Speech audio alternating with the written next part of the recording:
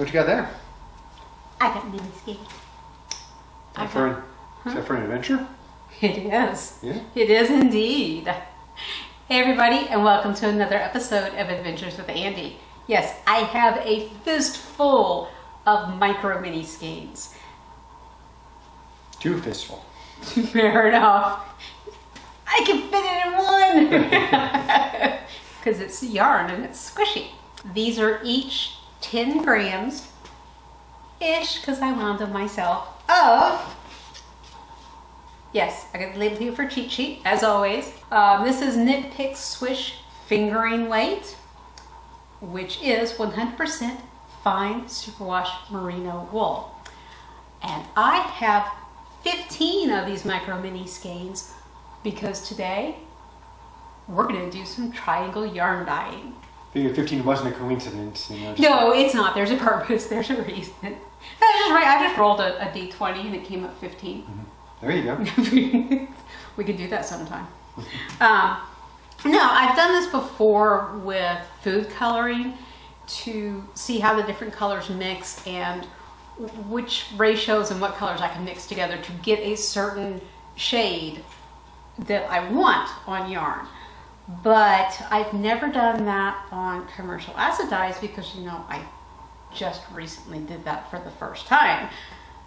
And because I am so new to it, I mean, food coloring, I've been dyeing yarn with that for years now, so I've got a pretty good feel for which food coloring is going to give me the shade that I want when I'm trying to come up with a colorway. But I don't have that yet for commercial acid dyes, because I'm brand new to them.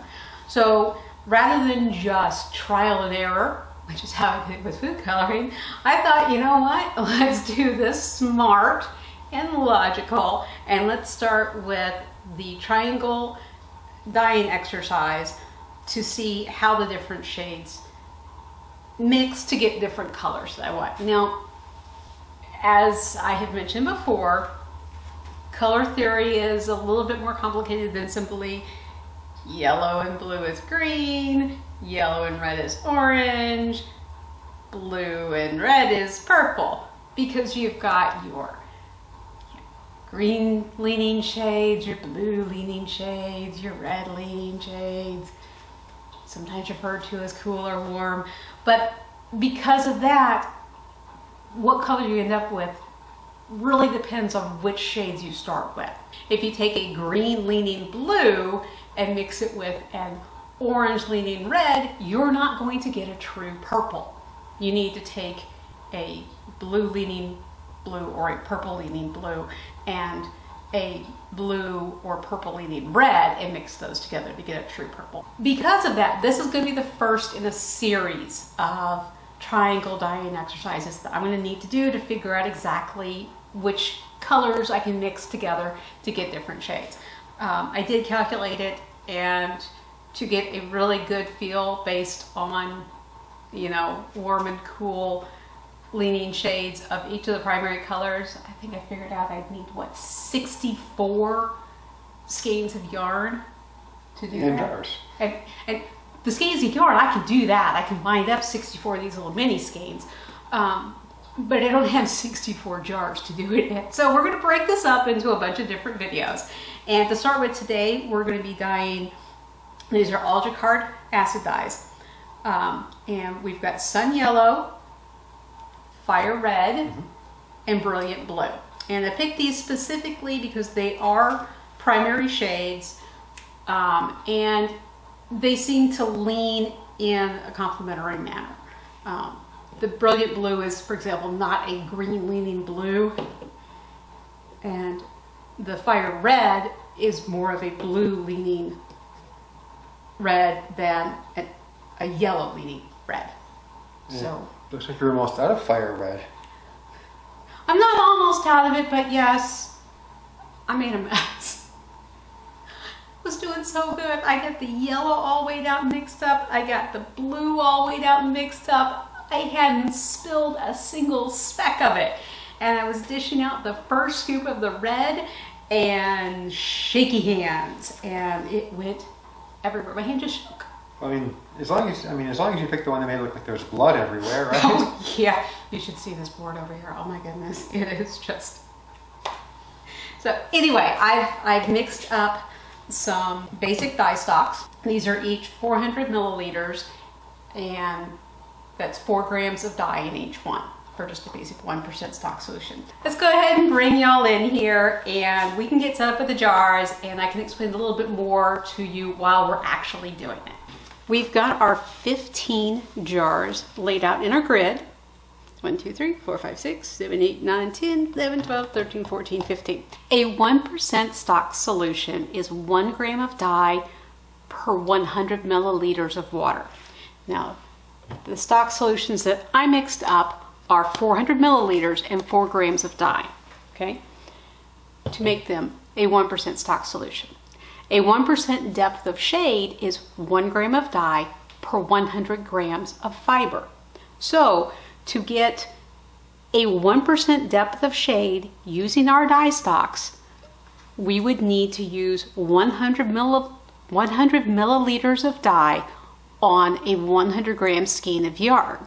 But we don't have 100 gram skeins of yarn. We've got 10 gram mini skeins. So that means we need to divide that 100 milliliters by 10, because our 10 gram mini skeins are 1/10 of a 100 gram mini skein.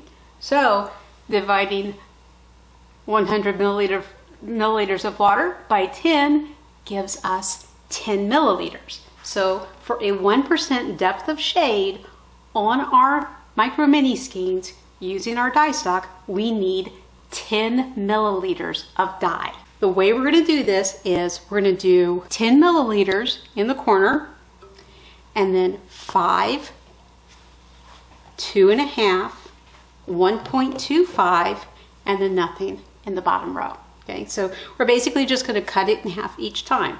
And over here, this is our yellow. Over here for our blue, we'll have 10 milliliters, 5 milliliters of blue, 2.5 milliliters of blue, 1.25 milliliters of blue, and then nothing.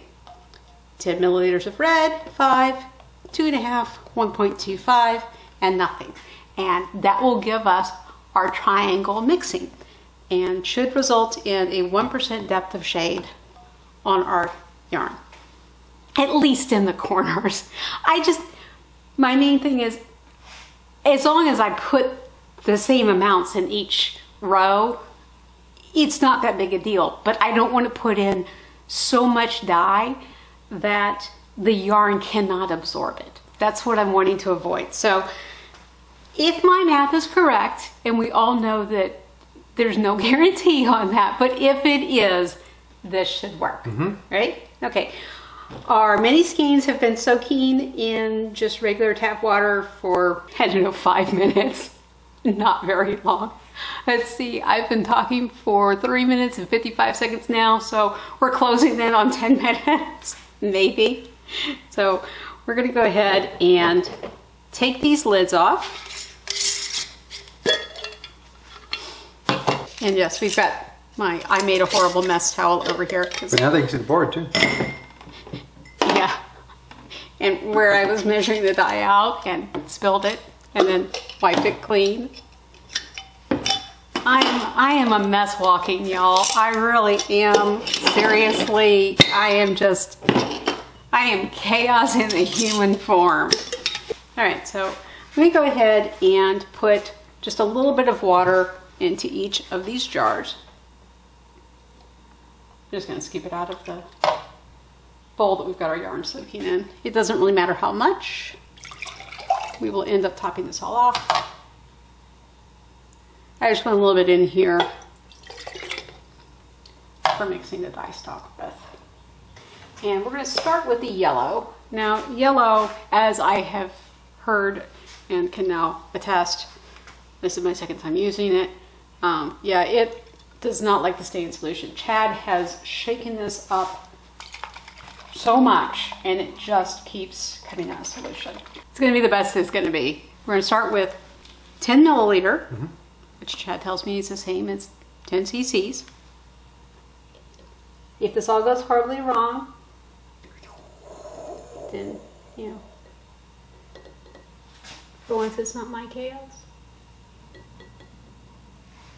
All right.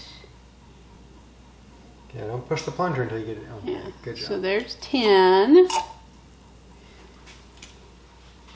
Next up, we want 5. Mm-hmm.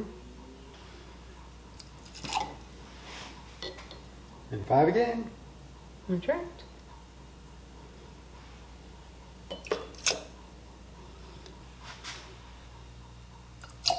$2.5.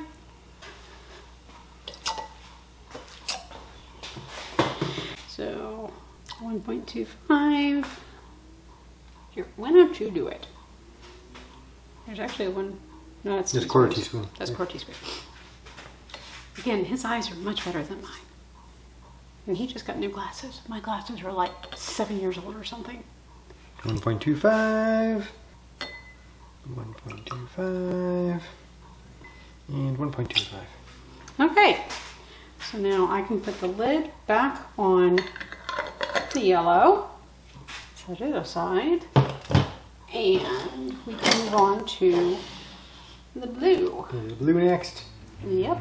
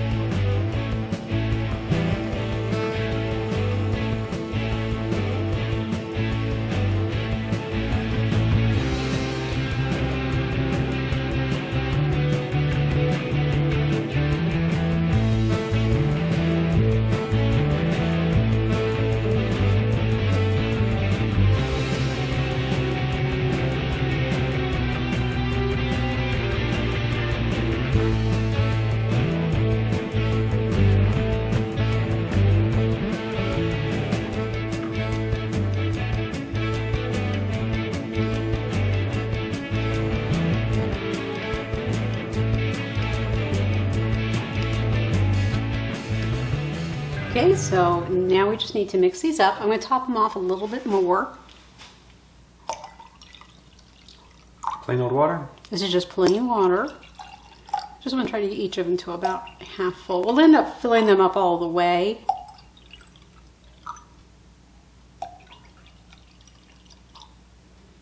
This is just to start with.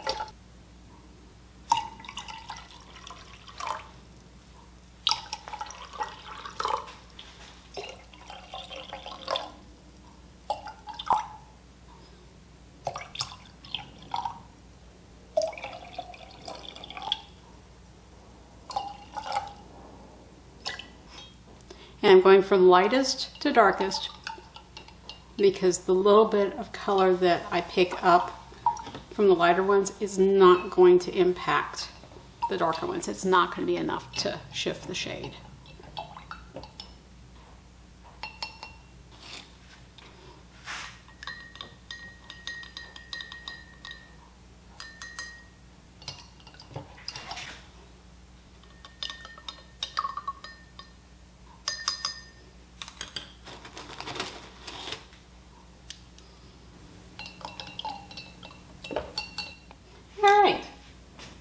Now that these are all mixed up, Chad, since your hands are clean and mine aren't, not as bad as they were a second ago, would you care to do the honors? Just take the skeins one at a time out of the soak water, squeeze the excess out a little,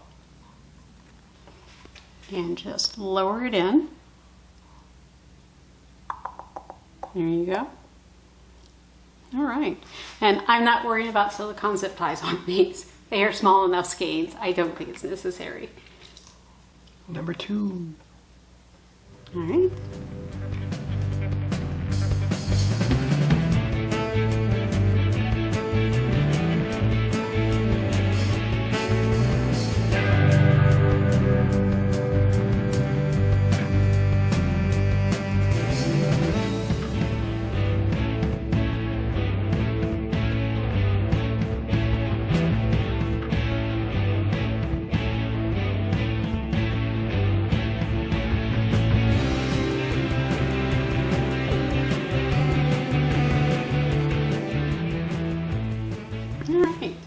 Okay, now I'm just going to go ahead and top these off. Guess you can use this too, can't you? I can if I need to.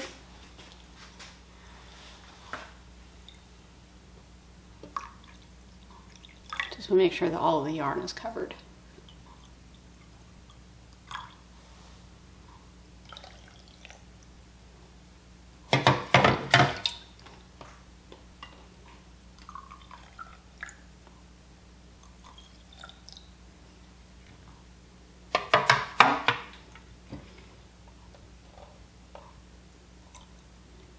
That one looks like maraschino cherries. Which one? The one you had just filled prior to that one? This one? Yeah. I'm just sitting here thinking, wow, I have a serious craving for Kool-Aid. Because that one looks like cherry Kool-Aid to me. It looks like a jar of maraschino cherries. I can see that. I can see that.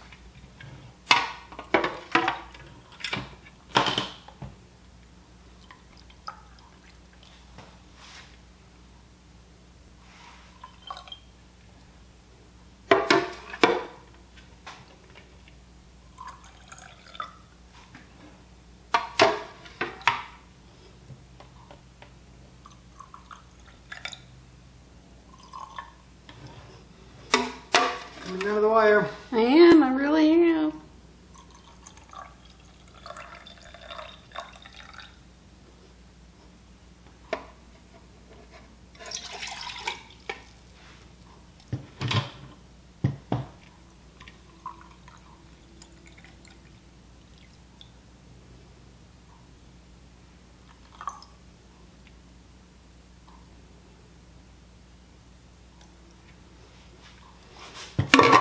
Alright, now I'm not going to put any vinegar or citric acid in these yet. I'm going to let them sit. Oops, sorry. That's okay, I still love you. I'm going to let them sit overnight and then we'll come out tomorrow and we'll add some vinegar to each of these just to get the dye straight. So for right now, we're going to put all of the lids back on in order. Alright, it's the next day and quite a lot of our dye has already exhausted. But we don't have any acid in here yet, so I'm just going to add a 1/4 teaspoon of citric acid to each of these jars, which should definitely be more than enough acid to get all this to set. Can you help taking the lids off? Sure. Or are you going to do them one at a time? No. No. There you go. And can I just point out, this is an absolutely perfect purple. I've got some colors here that I'm really excited about. Like this blue here, that's teal. And I know how to make it now. So, all right. Sorry, I'm just excited. Here we go, open.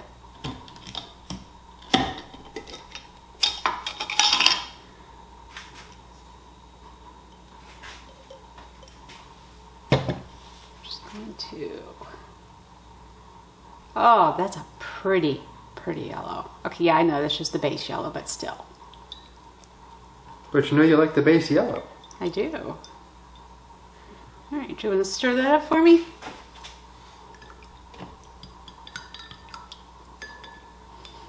And I could have a cloth. Just dry my hands off. like a terry cloth. Yeah.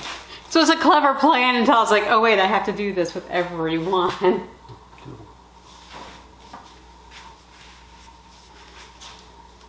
It's different with vinegar because it's liquid. All right, you can put one back on there. And we're just... One? You mean one? That's right. We're just going to continue on with this. I'm going to do a separate crash stick for each one. So That makes sense. I don't cross-contaminate. Yep.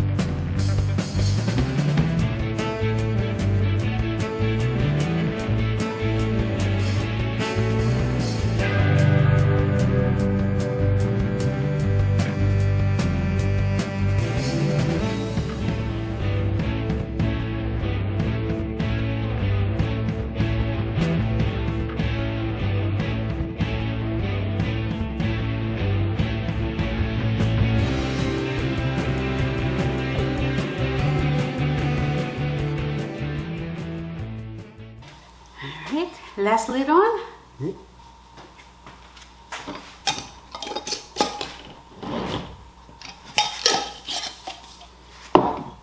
And now we'll just let these sit for at least another 24 hours before we put them in some heat and heat set it. Our yarn has been sitting in its mason jars in water with the citric acid that we added to each one for several days now. Life doing like life does. It sat longer than intended, but that's not going to hurt anything. You can see that our dye baths are completely clear now. You can see my hand through there. But we do still need to add heat to properly set these. So got some water over here that I just boiled in our electric kettle. Go ahead and put that in here.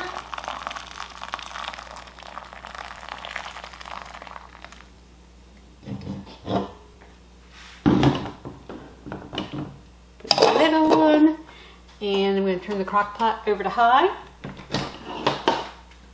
Yes, I know the crock pot could heat the water up, but heating it up, boiling it in an electric kettle first, especially since we've got these in mason jars, it's just going to make it work a lot faster. And since it is really hot outside, I do not want to spend hours and hours and hours here in the garage.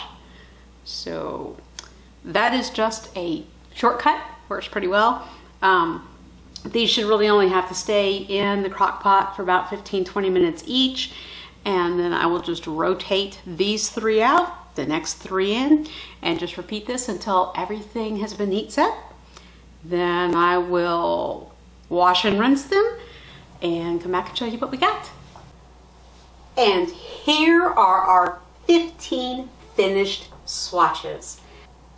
Okay, now first I want to say we do not have a 1% depth of shade on all of these. We have 1% depth of shade on the yellow, the blue, and the red. But nothing else, because I am not good at math. I didn't think about it, but the way we split it up, change the percentages so that while we do have an actual triangle here with measurable ratios that we can use, we don't have a 1% depth of shade on these. And I did go through and I calculated the ratios on these so that this is usable as swatches for me to know what's what. Here, I'm gonna put this down here and you can zoom in on it. But I did go back. I realized after we finished dyeing it that the numbers just did not seem right. So I went back and sat down with some paper and a pen and calculated out what we had and realized that no, we don't have 1% depth of shade, but I do have ratios that I can use to show how to get these colors again. So obviously, for example, the yellow, it's a ratio of 1 yellow to 0 red to 0 blue. But if I want to get, say, this purple right here, which is an absolutely perfect purple, this one, then what I need is 1 red to 4 blue. So 1 part red to 4 part blue. And then I would just have to scale it properly to get a 1% depth of shade. So these aren't 1% depth of shade. Some of them are more pastel than others.